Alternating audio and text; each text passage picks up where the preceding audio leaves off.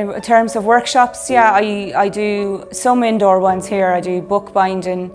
and I do letterpress. So the letterpress, I've a 1942 Adana letterpress, which was funded by a leader, I should probably say. And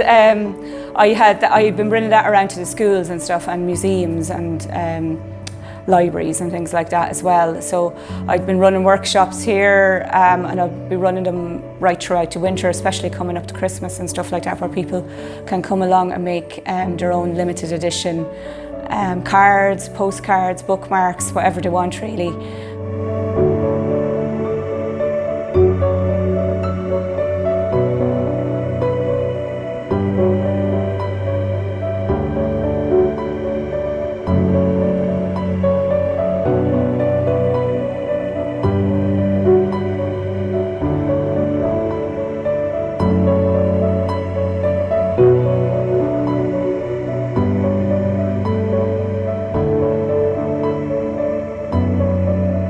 Last year, when I was working on the gravestone rubbing project, and I was going around to a lot of the graveyards, I started to notice a lot of graves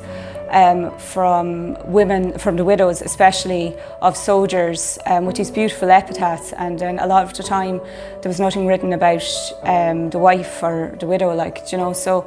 I don't know, they kind of struck me, and then at the same time, I suppose, over the last few years we had been looking into our own family history as well, and we have a cousin who is buried in France, and I don't know, a combination between when I was going around and looking at all of the graves last year and just the research I was doing in my own family history, then I just started to think about the graves in France and thinking about soldiers who were buried in France, the ones who never came home in any shape or form.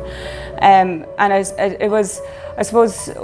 when I was doing that gravestone rubbing project last year, the one thing that really did strike me, and a lot of people would say it, especially if you've gone to funerals abroad, is the funeral and bereavement is such a big part of our culture. You know,